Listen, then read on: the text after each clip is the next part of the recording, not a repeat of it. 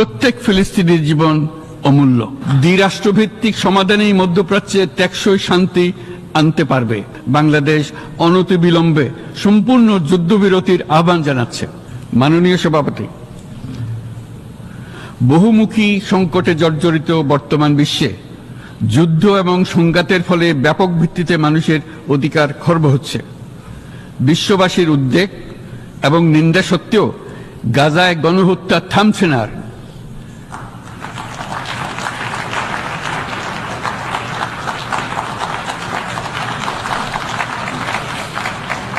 ফিলিস্তিনের মতো বিদ্যমান বাস্তবতা কেবল আরব কিংবা মুসলমানদের জন্যই উদ্বেগজনক নয়, বরং তা সমগ্র মানব জাতির জন্যই উদ্বেগের বিষয়।